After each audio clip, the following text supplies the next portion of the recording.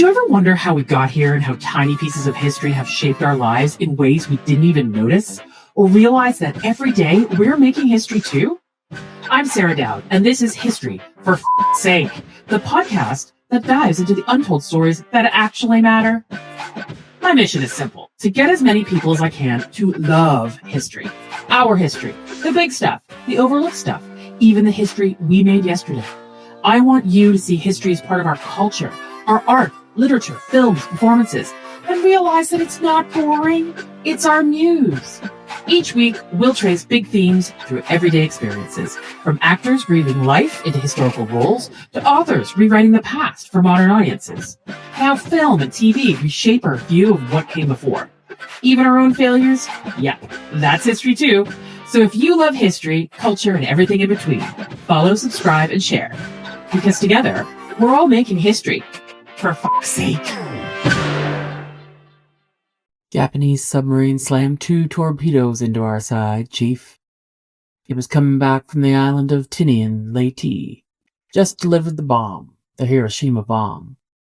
1,100 men went into the water. Vessel went down in 12 minutes. Didn't see the first shark for about half an hour. Tiger. 13-footer. You know how you know that when you're in the water, Chief? You tell by looking from the dorsal to the tail. What we didn't know was our bomb mission had been so secret no distress signal had been sent. They didn't even list us overdue for a week.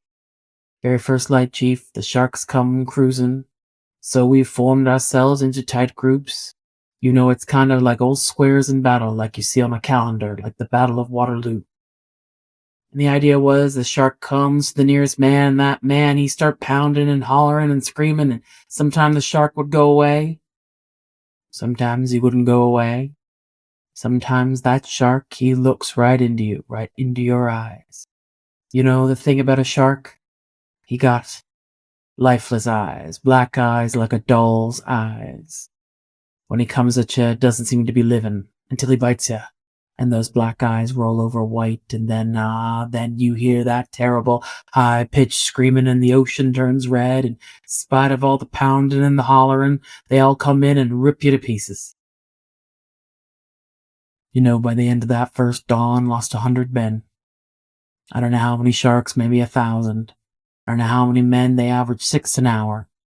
On Thursday morning, Chief, I bumped into a friend of mine, Herbie Robinson from Cleveland. Baseball player. Bosun's mate. I thought he was asleep. Reached over to wake him up. Bobbed up and down in the water just like a kind of top. Upended. Well, I'd been bitten in half below the waist.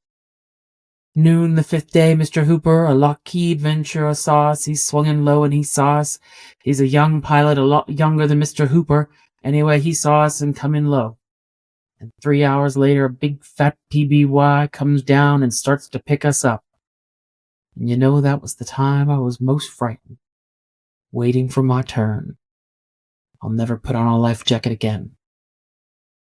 So, 1,100 men went into the water. 316 men came out.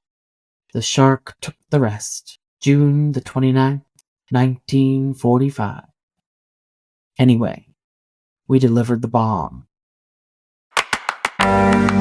50 years ago, Jaws terrified cinema audiences with Quint's chilling monologue about the USS Indianapolis, a true naval tragedy where hundreds of sailors, shipwrecked after delivering the Hiroshima bomb, were left drifting in shark-infested waters. From the depths of Spielberg's storytelling to the hidden horrors of naval history, Nick Hewitt, naval historian, author, and maritime storyteller, joins me, Sarah Dowd, to chart the stories beneath the surface. It's not just a shark story. It's a story about war, memory, and what we choose to forget. In this episode, we'll dive into the real history of the USS Indianapolis, the moral questions around Hiroshima, and the 250th anniversary of the U.S. Navy, exploring how trauma, power, and memory collide. This is history, for f***'s sake, at its most haunting, human, and unforgettable.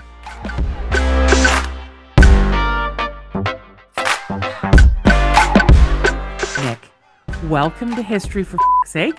Tell us, how did you first get into the water? Hi, Sarah. It's really great to be here. So, yeah, first got into the water, I think, because of my dad. My dad was a national service sailor in the 1950s, only for 2 years, but it had a huge impact on him. And the way he told the stories when I was a kid, I thought he'd been in the Navy for years, And then when I kind of dug into the reality of it, it was 6 months at sea and 18 months really in service altogether. But it was a very, very formative thing for him and for me. And there were always books around the house and fiction. I was brought up on Alexander Kent's novels about the Age of Sail and Douglas Reedman. They were the same guy, his World War II stuff. I got those for Christmas every year. So I was kind of immersed in it. And then from that point, when I was older, it then became a more of an academic thing, really. I had a very, very inspiring professor, Professor Andrew Lambert at King's College London, where I did my master's in war studies. And at that point, I thought, this is the direction of travel I want to go. I really want to be on the water. So that's the story. That's brilliant. It's not that dissimilar to mine, to be honest. Whilst I'm Canadian born, my dad was in the Royal Marines, and my first sort of intro to maritime history, and I think you and I have spoken previously about being mutually maritime nerds about this kind of stuff, was actually going to see HMS Victory at Portsmouth when I was 11. And, I had to go back to school in Canada, and they asked me to do a speech all about an item of my choosing. And so I chose to tell the story of the Battle of Trafalgar, because that's what you do when you're an 11-year-old girl from Toronto in the 80s. And that's where it really struck me. And so I was really into sort of Hornblower in the 90s. Sorry, Ian Griffith, it wasn't all about you. I just really enjoyed the stories. And that's where sort of my interest in sort of British maritime history sort of started. And of course, you and I met on HMS Belfast when we both worked at the Imperial War Museum. So, the very fond memories of that. So today we're talking about Jaws.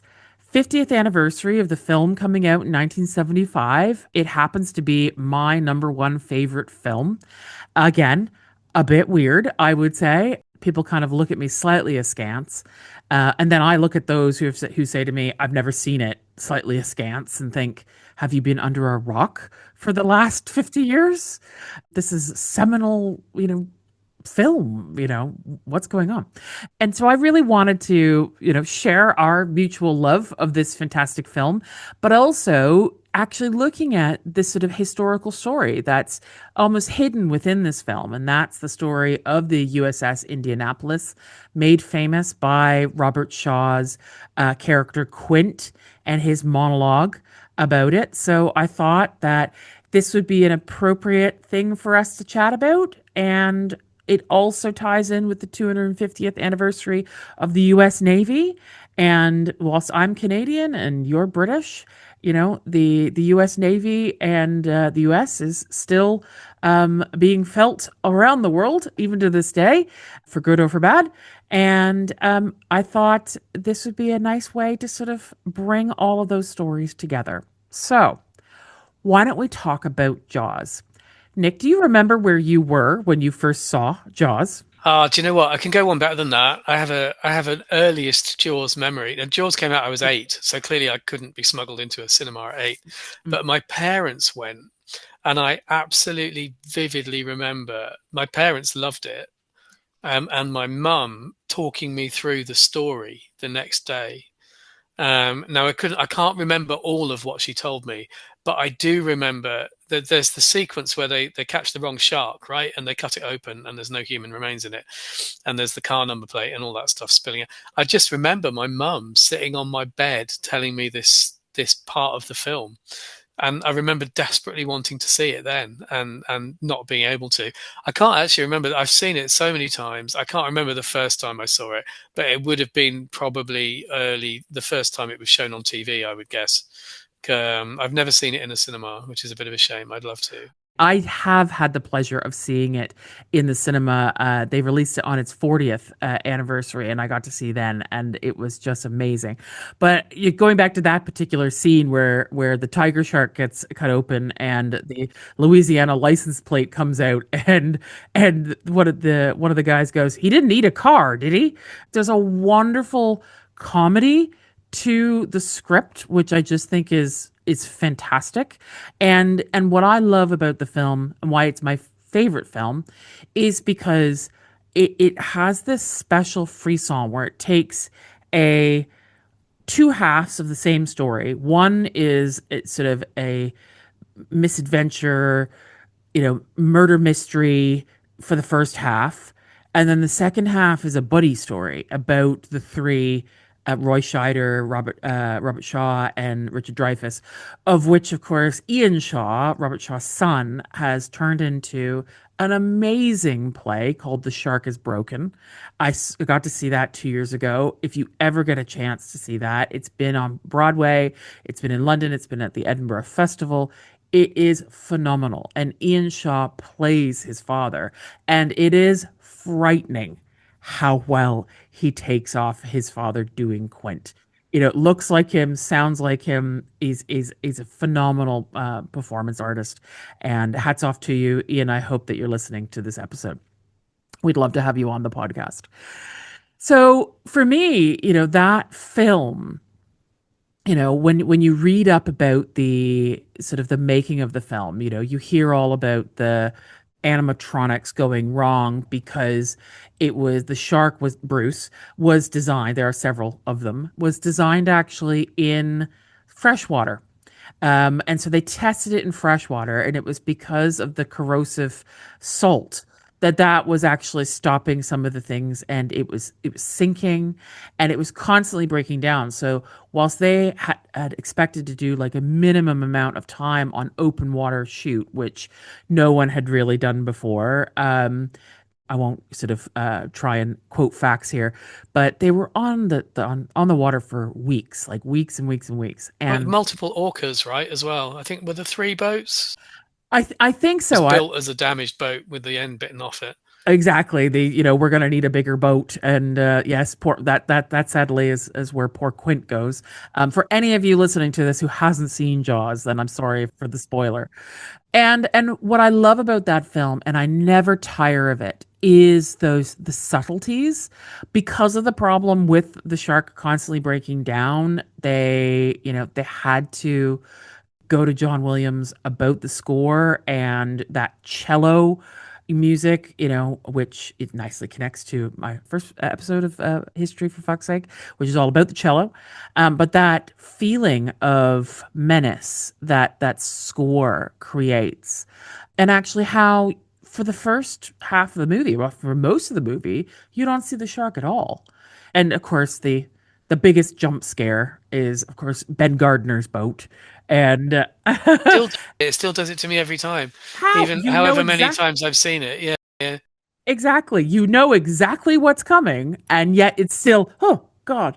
And so that's I just think that the story that Spielberg was able to tell from the original Benchley material and telling it in under adverse conditions, I think that is what makes Jaws special. I will say also, some of the real negativity around Jaws is, of course, it's created in human mindset that great white sharks are incredibly dangerous. But Benchley was very unhappy about that, wasn't he? He was to his dying. Is he dead? I think he was to his dying day, wasn't it? Yeah. And so, while Jaws is my favorite film, I also support OSearch and Shark Tracker. I think it's a fantastic sort of scientific endeavor. Learning much more about these ancient primeval creatures who, people die of bee stings more people die of bee stings around the world every year than they do from shark attacks. So, don't be frightened of the water is my advice. And if you haven't seen Jaws, then it's absolutely a must do. And it's on TV all the time. So anyone out there hasn't seen it, take it as my highest recommendation. So, from seeing Jaws, what is it that you love about the film, and why?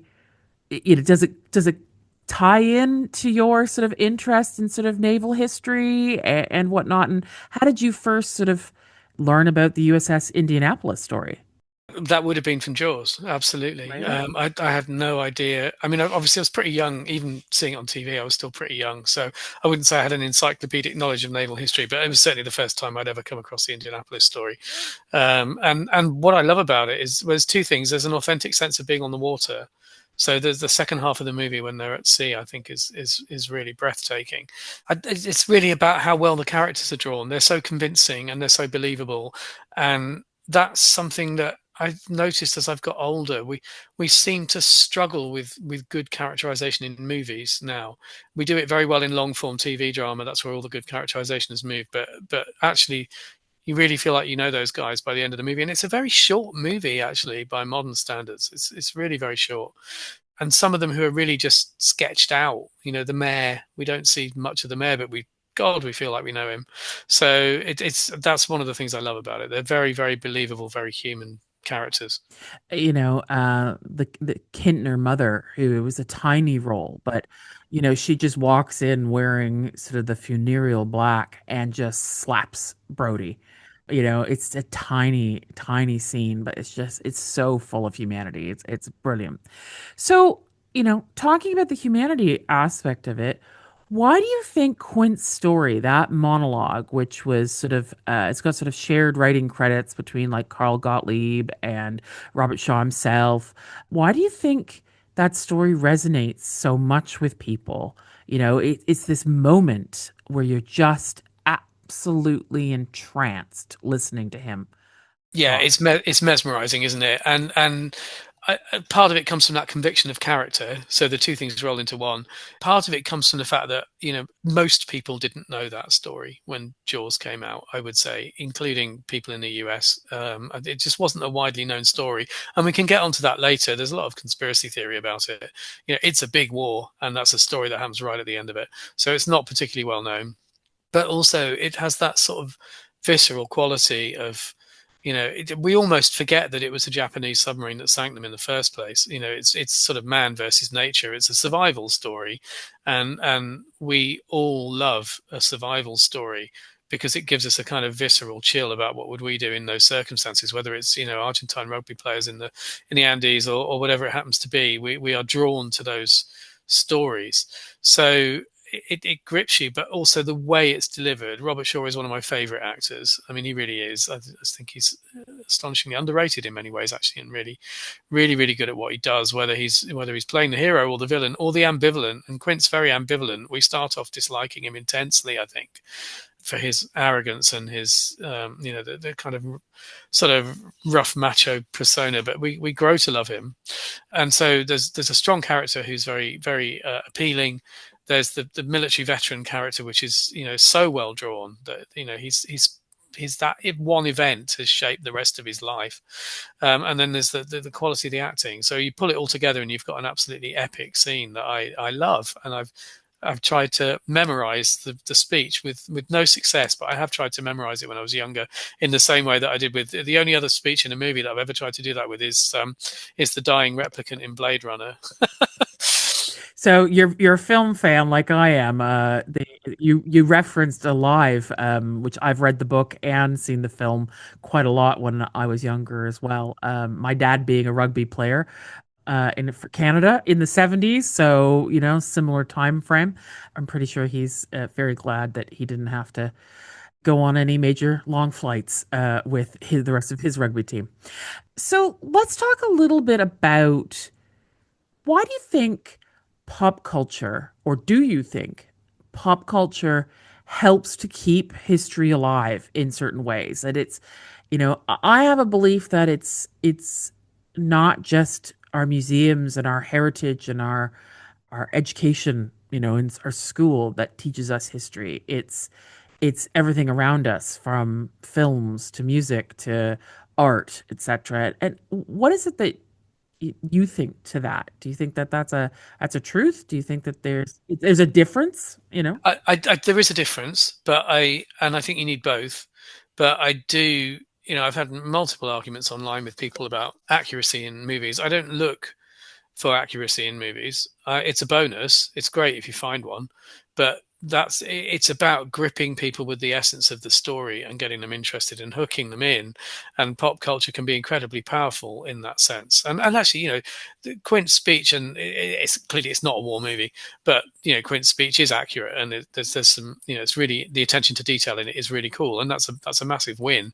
And then you go to the kind of one extreme on the other side, which is Band of Brothers for me, which is utterly flawless, and does both. It does drama and it does incredible historical accuracy. And then I guess maybe there are some, occasionally I get things that just are beyond the pale for me. They are so bad, I can't really cut them any slack. But mostly I will judge them on the basis of being bad drama rather than kind of nitpicking over the historical content. I've tried, because it involves Robert Shaw, I've tried multiple times to watch Battle of the Bulge, but it's terrible. It's just a terrible film on all sorts of levels. It's awful.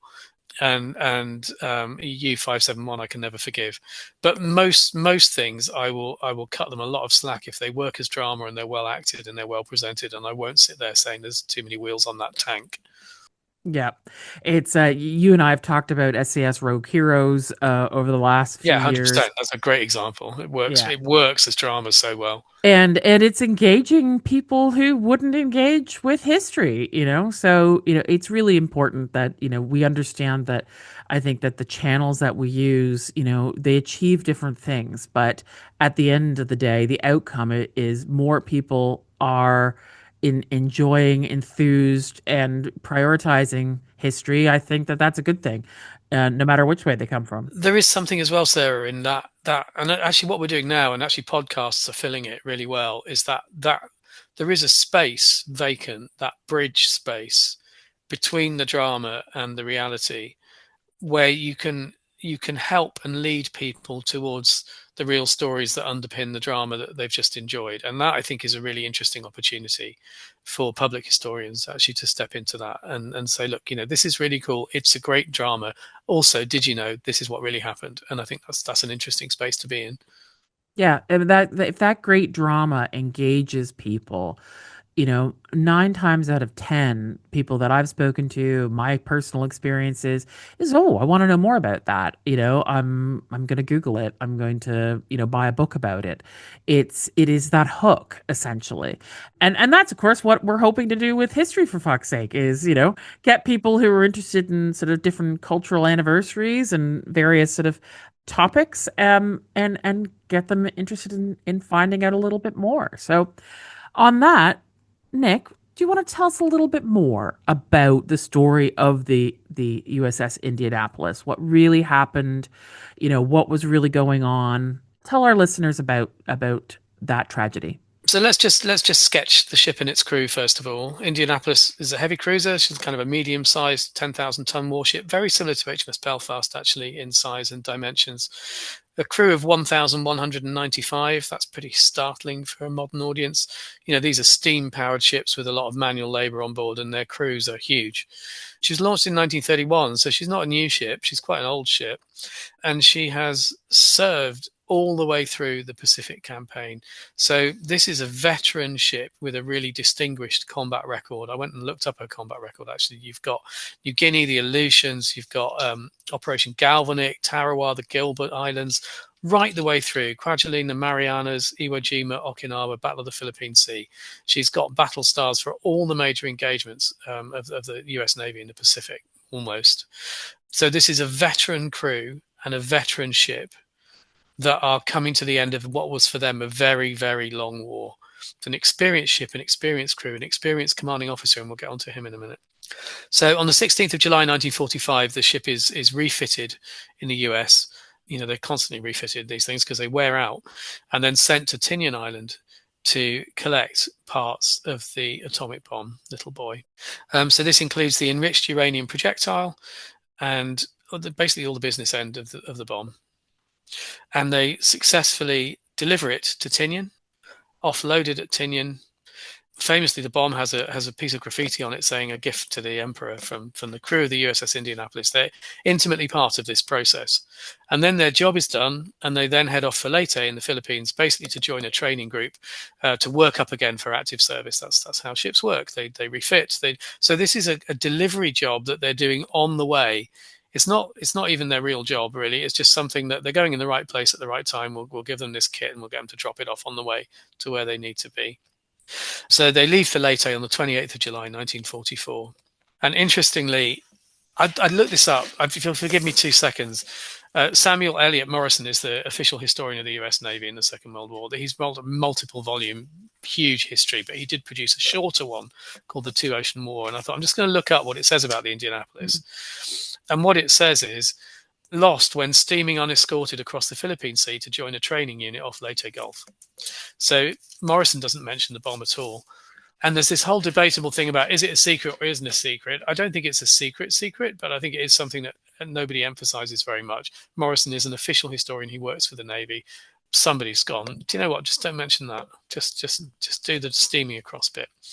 So at just after midnight, quarter past midnight on the 30th of July, the Japanese submarine I-58 sees a target and slams 2 torpedoes into the Indianapolis. Another thing that people never really focus on is just how unlikely that is in July 1945. The Japanese Navy has been smashed beyond recognition in July 1945. I don't have the figure to hand, but there's hardly any Japanese submarines still at sea at that point in the war. Most of the Japanese fleet has been sunk. So that's incredibly unlucky to bump into a Japanese submarine, and when you're unescorted. The ship sank in 12 minutes. Let's just have a think about that. You know, as much time as it takes to go make a cup of coffee, sit down and drink it. 300 or so died in the initial explosion and the sinking. They don't know for sure, but probably around 300. And the remainder are cast adrift. So you've got 800 guys in the water. Nobody knew that the ship was there and that the ship had been lost. And this is absolutely cock-up rather than conspiracy. It is a catalogue of errors. So the process for logging arrivals of ships at this point in the war, and this is a fantastic amount of hubris that only really comes when you're at the end of a very long war that you are by this point clearly winning. The bad guys on the ropes, and they get sloppy. So the process is, you send a ship on a trip, you record the amount of time it's supposed to take to get there, and unless you hear anything to the contrary, you just simply log her as arrived. Nobody actually has to go out and physically verify that the ship has arrived. It was never investigated. It's never confirmed physically. Nobody steps out, wanders down to the harbour and goes, oh yeah, Indianapolis is tied up at the berth she's supposed to be tied up at. The ship sends distress signals. They are received, but they're not responded to by 3 separate shore stations, which is pretty appalling. And the reasons why, supposedly, and I am going to stick an allegedly in this, but one of the COs at one of these shore stations was supposed to be drunk. The other one had left orders that he wasn't supposed to be disturbed because he wanted a night's sleep. Again, pretty sloppy stuff, born of, I suspect, overconfidence. So for 3.5 days, the survivors in the water and they're not spotted. Nobody knows they're there and they're drifting around. They are traumatized. They are injured. So let's just set the sharks to one side. We'll get onto the sharks in a minute. This is it's very, very challenging waters. It's the Pacific, for God's sake. They're in the middle of nowhere. They've got no food. Some of them are injured. Some of them are wounded. The sun is beating down. They're in salt water. There aren't enough rafts. So attrition starts to come in anyway. These guys are dying. They're eventually spotted on the 2nd of August by an aircraft, which summons up another aircraft, a thing called a PBY, Catalina in Britain and Canada, flying boat. Tremendous courage by the flying boat pilot. He basically lands his aircraft and uses it as a gigantic raft. He knows he's not going to be able to take off again, and he just encourages as many survivors as he can get in the water to crawl onto the plane. And then a destroyer escort arrives by the same evening, more ships. You then get 7, I think, rescue ships by nightfall, and they start to pull the guys out of the water. But there are a distressing lack of them. There are 316 living survivors. So somewhere around 500 have died since they went into the water. Are they all eaten by sharks? Well, let's unpack that a little bit. Some of them are eaten by sharks. The survivors' testimony has undoubtedly there are multiple shark attacks. Maybe 150 are actually attacked while alive and dragged down, taken away by sharks. But what the sharks are also doing is they are basically eating the guys who've died of natural causes. And that's what's really, really causing the casualties. They are simply losing the will to live and drifting away. And you see this time and time again. When a sailor goes into the water He doesn't go into the water in an immersion suit, with all the kit that we would expect now. We tend to compare them to, I don't know, cross-channel swimmers or people like that. There's no support systems. These are sailors in the Pacific in a very hot climate. They've probably gone into the water. Certainly in the Royal Navy, they would have gone into the water in a pair of shorts and a thin shirt. They may have burns. They may have, traumatic injuries, breaks. They're certainly shocked. They're incredibly vulnerable. And what you see time and time again is they just lose the will to live. They let go of the raft, or they just close their eyes and go to sleep, and they don't wake up again. And those are also undoubtedly taken by the sharks. That's easy food for a shark. So the casualties are horrific. There is an investigation. Absolutely shamefully, all the blame is passed on to the commanding officer, Charles B. McVeigh, the CO of Indianapolis. It's an absolute stitch-up. There's no justification for it at all. McVeigh does everything right. Is it a cover-up or a stitch-up? I don't know. There's so many terms you can use about this, but it's undoubtedly people trying to shift the blame for all these other failings that had gone wrong in other places. He's exonerated in 1949. So, 4 years later, Nimitz exonerates him, the CO. At the time, he's the CO of the US Pacific Fleet. He's returned to active duty. He retires with distinction as an admiral. But the blame and the guilt sticks. And McVeigh actually killed himself in 1968 as a consequence of it. It never, ever left him. So it's a haunting and dreadful story. Why isn't it better known? I mean, it's very well known since Jaws. It's not better known because if there is so much going on in the war in the Pacific at this point. You've just had Iwo Jima, you've just had Okinawa, the Pacific War is running to its conclusion, and you've got the bomb. The big story for August 1945 is the bomb. So there are multiple reasons. It's not talked about a lot because of security reasons. It's a tragedy and it's something that's gone badly wrong, and armed forces never like to talk about things that have gone badly wrong. But I don't believe it's covered up. I think there is a natural inclination that this is not a story people want to focus on at this point in the war. It's just amazing to sit and listen to that, to hear this sort of the factual side of these people's experiences, these young men. We're talking late teens, early 20s.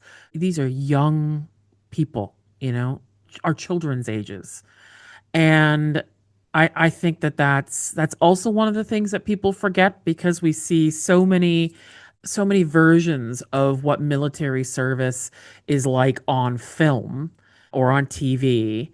And inevitably, there's always famous actors playing people in the military, and they're like 25 years old. They're far too old. Yeah. Exactly. We talked earlier about Band of Brothers, and one of the things they got really right was using unknown actors, because they were all British mostly, and very young actors. And that's so absolutely true. I just rewatched Band of Brothers as well, and like you're just pointing out, there's him and there's him, and oh, look at him, and that was the thing, is that they were the right age. They were in their early 20s. So one of the things I really respect about TV, film, visual arts, performance theater that deals with sort of historical topics is when they do have, as you said, there's that balance of, between attention to detail and factual accuracy without losing the drama that comes with that it's all about the storytelling. And I think that making sure that the age of the actors are correct makes it much more authentic. I think that the effects that you choose to use makes it more authentic. And that's a really interesting one, because sort of whilst we just sort of sidebar slightly onto another film about the Second World War, Christopher Nolan's Dunkirk came out a few years ago. I went to see it on IMAX. I was so excited to see this because the little boat's story and the rescue of the troops from Dunkirk, it brings tears to my eyes every single time. And I was really stunned that Nolan chose not to use CGI. And, I perfectly respect his artistic sensibilities for doing that. But I think it really underplayed the actual scale of the rescue of Dunkirk, the thousands and thousands and thousands of people that had to be rescued, the thousands of little boats that came from all over the UK. I mean, Nick, did any of the little boats come from Orkney, which is where you're based? Didn't so most of them are hoovered up on the south coast, but you're right, it's disappointing. You've got one little ship, you've got one Spitfire, you've got 6 sailors or 6 soldiers. The whole thing is drilled down into microcosm, which makes it a great drama. I think the performances and the drama work really well, but there's no sense of scale, and there's almost no one. It could have been about a completely different event, actually. And actually, you could have done that as a different event, because there are people who have squirreled away back to the UK from all around the coast of France after Dunkirk, in smaller operations or just coming out as individuals. And you could have just made it a wholly fictitious story, and I think it would have worked. But trying to do Dunkirk when you just can't see any of the scale, I think fails utterly, actually, in that regard. That, for me, the best recent depiction of Dunkirk is probably Atonement, actually, the opening sequences of Atonement, which are really good, and of course the 1950s film. So yeah, I agree entirely. It works as drama. It's an odd one because it works as drama. It's clearly a great movie with a capital G and a capital M, but as a depiction of Dunkirk, it's not. Yeah, I think it really lost the epicness of and scale of what happened on those beaches. So moving back onto our subject of the end of the Second World War in the Pacific, Nick, can you tell us about, you mentioned all these things that were going on at the time. Obviously, we're recording this just after VJ Day, or that's Victory Over Japan Day. That's the official commemoration day for the end of the Second World War in the Pacific and the end of the Second World War altogether. Tell us a little bit more about after the USS Indianapolis dropped off those bombs. What happened then? Well, let's just rewind a little bit. The Pacific War is a naval war, right? So navies are absolutely at the heart of it. It's the US Navy's war. The British join in at the end, but it's fundamentally sailors putting Marines and amphibious soldiers ashore. That's the nature of the war. It's run by the US Navy, whatever General MacArthur tried to achieve further south. It's a naval war that pushes it right up to the gates of Japan, and the hard fighting on Okinawa has just ended, and the island hopping campaign has got progressively more and more brutal the closer they've got to Japan. US casualties are rising at each island. They're still tiny compared to Japanese casualties in these battles, because the Japanese willingly sacrifice their lives in huge numbers and then commit suicide. But the US casualties are rising alarmingly. And what people are doing is projections of what will an assault on the home islands look like if we lost this percentage in Okinawa and this percentage in Iwo Jima and this percentage in the Philippine campaigns. What on earth is the home islands campaign going to look like? There is a perception that is not unreasonable that the entire Japanese population will be armed to the teeth and fight to the death, and that it will be extremely bloody. So that's part of the context for the atomic bomb. The other part of the context, which is probably less, more understandable but less pleasant, I guess, or less justifiable, is we've developed this kit. We've developed a world-ending bomb. We need to use it. We need to try it. And I think we tend to get sucked now into an argument between these two perspectives. Did it just save lives that would have been lost in the invasion of Japan? Japanese lives, actually, as well as Western lives, because the attrition rates amongst the Japanese would have been horrific. Or was it just the military, wanting to throw around this big weapon, send a signal to the Russians and all this kind of stuff? It can be both. And I think that one of the problems with 2025 is we don't allow ourselves a lot of nuance. I think it was both. I think it was about trying out this sexy new toy that we've spent years and lots of money developing in Los Alamos. But it was also about basically minimizing the casualty rates from an invasion. And the other thing that is a grim fact that we have to bear in mind is that the Japanese were the enemy and nobody cared about Japanese casualties. Now, we can not share that opinion now, but it's doing our forebears a disservice to take that out of the equation. It wasn't racist. It wasn't any of these modern values. They just didn't care because they were the enemy and they'd been at war with them for 4 years. So, all those things conspire the Japanese probably won't surrender. The casualties are going to be horrendous, and we've got this bomb that it's going to be used. So they drop the bomb. There is undoubtedly truth in the argument that it speaks to something in the Japanese psyche of the time and the psyche of that regime and that government, that it gave them a way out that allowed them to save face. And again, I'm not trying to stereotype here, but there is no doubt that that was the culture of that particular Japanese government at that time. And it was a culture that the entire population had been steeped in for decades. That culture was artificially created and pushed down to the kind of the general population in much the same way as the Nazis did in Germany. So even then, though, this one bomb, it starts the conversation in Japan. It starts the conversation about, we can't beat this. So is this the reason to stop the war?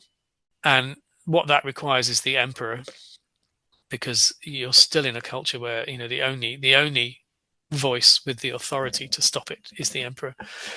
The debate rages on. They then drop the second bomb on Nagasaki, and then you famously get the is it called the two-language speech? I can't remember what it is now, but it's the emperor's pronouncement to the Japanese people that it's game over. They're going to stop, and it ends the war. And we always say that it ends the war. The end of the war in the Far East is a drawn-out, messy business. There are Japanese soldiers all over the world, in lots of different places. They have to be repatriated. There are some that don't stop fighting. Famously, there are a few that don't stop fighting until the 1970s. There are I used to be fascinated by the stories of Japanese holdouts when I was a kid, and some guy in an island that they found who still thinks the war is on. There was one guy in the Philippines who was still taking pot shots at people well into the 70s. But fundamentally, it's over, and it's a huge sense of relief, because there was enormous fear amongst those Allied troops that were going to have to storm Japan, especially those who'd been through fighting on places like Iwo and Okinawa. So it's all quite sudden. I mean, the planners are preparing for a conflict that's going to go on well into 1946, because most of the planners don't know anything about this bomb. The circle of trust on that weapon is very tight. So certainly the British and Commonwealth story is what they're gearing up for is an assault landing in Malaya that would have been much bigger than D-Day, Operation Zipper, rather improbably named. And they are so ready to go that in the end, when the war is over, they still put them into Malaya in their assault shipping, because they're basically loaded up and they're ready to go, and all their supplies and all their equipment. The easiest way to deliver them there is just to carry out the landing, but just do it unopposed. So it's everybody's ready for a long and bloody war, and the bomb ends it. So to say that nobody questions the use of that weapon in 1945, we have rightly debated it and questioned it since. But at the time, it was an uncontroversial decision, I think. And of course, just 2 years ago, another Christopher Nolan film, Oppenheimer, which was a brilliant film. I much prefer Oppenheimer to Dunkirk. And, looking at the development of the atomic weaponry and the starting of a brand new age, a new age that 80 years later, we're still in, just, within the last 2 years, ICBMs were fired, across Ukraine. And something that the Cold War was, aiming to stop for 50 odd years. And it's just, it blows my mind that, we're here 80 years later. It really shouldn't, though, Sarah, because firstly, we kid ourselves and say there's never been a nuclear war. There was a nuclear war. The Second World War was a nuclear war. Yeah. But also, the Cold War ended in 1990/91, but the weapons didn't go away. They're still there. And some of them are in the wrong hands and some of them in the right hands, and who are the right hands and who are the wrong hands anyway. So, the world is fragmented and dangerous. It was a lot safer during the Cold War, actually, because there were rules, unspoken ones, but there were rules, and there were hotlines, and there were lots of safeguards to stop this from happening. So, I don't think anybody should be surprised, actually. I remember thinking in the 90s, well, the things are still there. Now they feel a little bit more real. Yes, they feel very much more real, and there isn't the same understanding of sort of mutually assured destruction or respect for such a concept. Nick, let's go back to, this is the 250th anniversary of the U.S. Navy. I want to go back to Quint in Jaws. Quint, played by Robert Shaw, is connected to Orkney somehow, and you work and live in Orkney. What's the story there?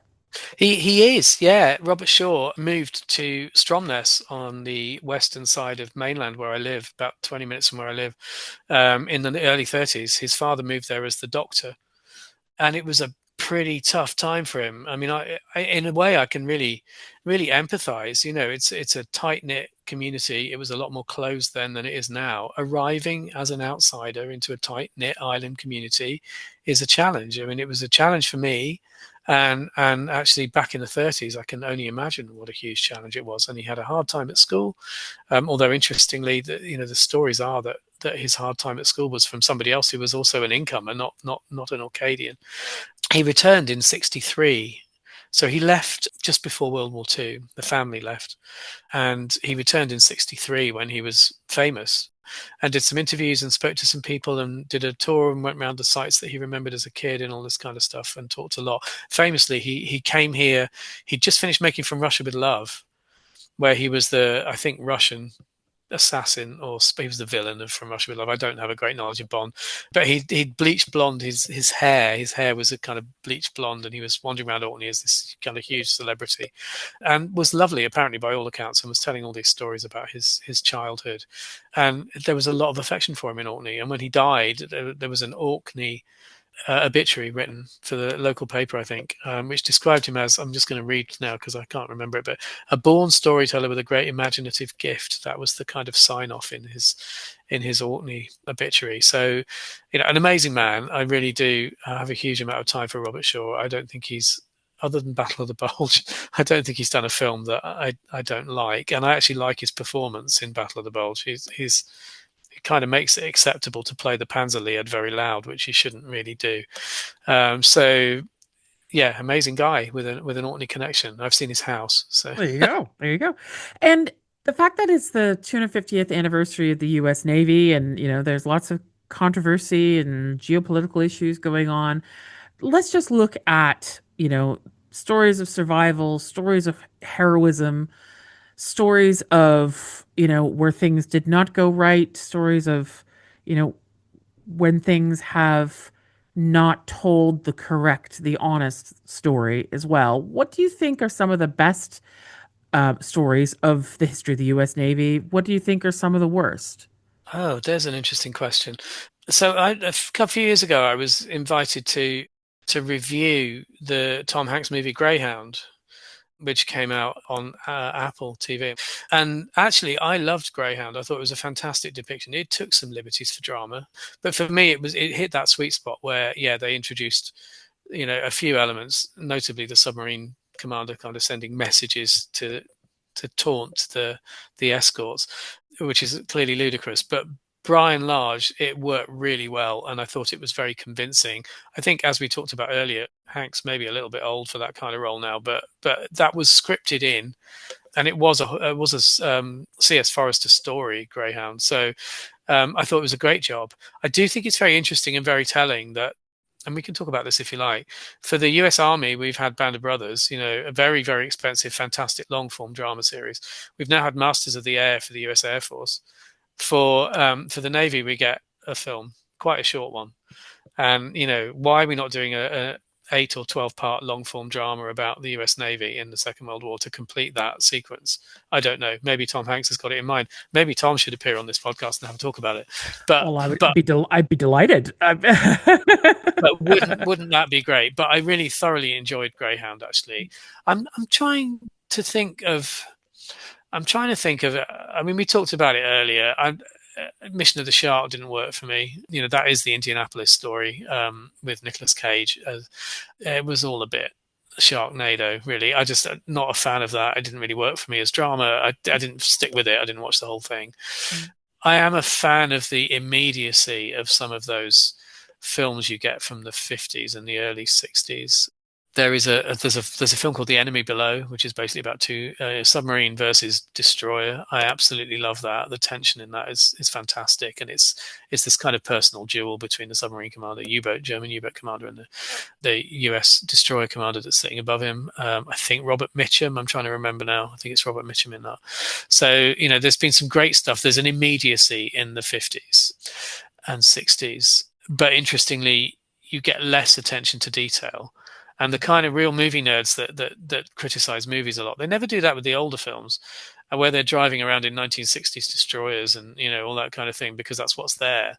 So you maybe get that, I think, a lot more technical attention to detail in more recent films, which is really interesting, partly because of the potential that CGI has given us, but also partly because, so for Greyhound, they CGI modeled real ships and turned them into CGI models, and that's terrific, isn't it? I think that was first done in Les Miserables, didn't they? They modeled HMS Victory, I think, and turned her into like a whole harbour full of French ships of the line. So that was tremendous. So I'm a big fan of the old movie. They tend to be a little bit more tight and intimate. I'm a big fan of the big sweeping scale you get with your modern interpretations. You can do things today that you just couldn't do in the 50s. So my favorite U.S. Navy related film is Crimson Tide. Okay. Gene Hackman, Denzel Washington. We quote it normally on a weekly basis in our household. Normally when somebody's yelling down the stairs, Weps, I need you, Weps, right now. Need you, Weps. And I think that is a fantastic film about duty, about accuracy, about racism, about challenging sort of hierarchies of power. And hell, it's got a lot of drama in it. So yeah, it's Crimson Tide. That's one of my favorites. Can I give you two more that I will never forgive myself for not including, and then the third that just for laughs. I can't do this without including Top Gun, because that was my formative movie, and I flipping love Top Gun, and I loved the sequel. And they clearly are nonsense. I mean, how many times can a catapult fail on an aircraft carrier?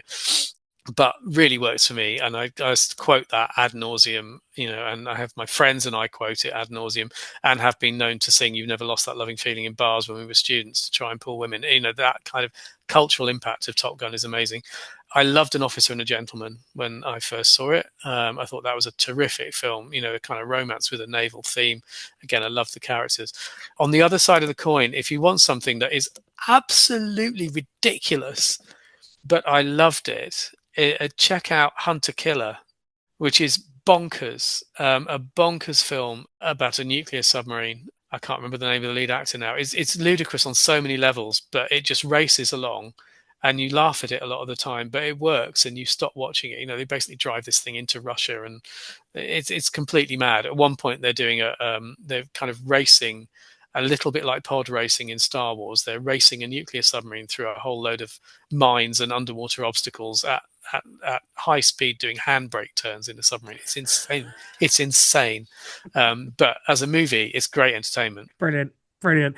Well, I've certainly got my list of movies piling up. For those who are the shark fans listening to us, after Jaws, you cannot get a better and similar kind of feeling film than Deep Blue Sea from the late 90s. That is a great shark film. Thomas Jane, I love you. I still love you. Okay. That was brilliant. Great sort of cameos by Samuel L. Jackson. A fantastic film. And that leads me to my last question. We have talked around quite a number of Christopher Nolan films. We've talked about Band of Brothers, which is Tom Hanks and Steven Spielberg. So there is a link there. You've mentioned Masters of the Air, Band of Brothers. I've seen both, but of course they made The Pacific. And yet that is not really a naval story either when they filmed that series about 15 years ago. That's really interesting. It is a naval story in that it's that amphibious warfare depiction, and they are Marines. So there is a, but no, it's not a naval story. And actually, if I can do my plug, that I've done it before online, actually, that if you were going to do it, there is a ship called the USS Laffey that is a destroyer that had an incredibly distinguished service record, both in the Atlantic and the Pacific. which is unusual, and ended her career by being pounded by kamikazes. I think it took the most kamikaze hits of any small ship. It was a radar picket destroyer, which means it was out. And that would be my US Navy band of brothers. But I would add to that the incredible merit that Laffey is still afloat. She's a museum ship in Patriots Point, South Carolina. So you could use the ship, you could film on the ship. And I just think, why has that never been done? Somebody should be doing it. Absolutely. I think I totally agree with you. I think that the naval history of the Second World War is something that we really need to see more in sort of modern cinema, modern long form TV. It's a hidden story, and yet it connects us all. So on that note, Nick, thank you so much for joining me today. I really appreciate it. And I understand that you've had a new book that came out in the last sort of year or so. Do you want to say a little bit about that? Do. So one of the great historical loves of my life has been D-Day and the Normandy campaign, and I was given the great privilege of writing a new naval history of D-Day and the Normandy campaign for Yale University Press. It's called Normandy: The Sailor's Story, and it came out in paperback this year, actually. So widely available at all good bookstores and online. Wonderful. I will definitely be checking that out. Nick, thank you so much for joining us on History for Fuck's Sake.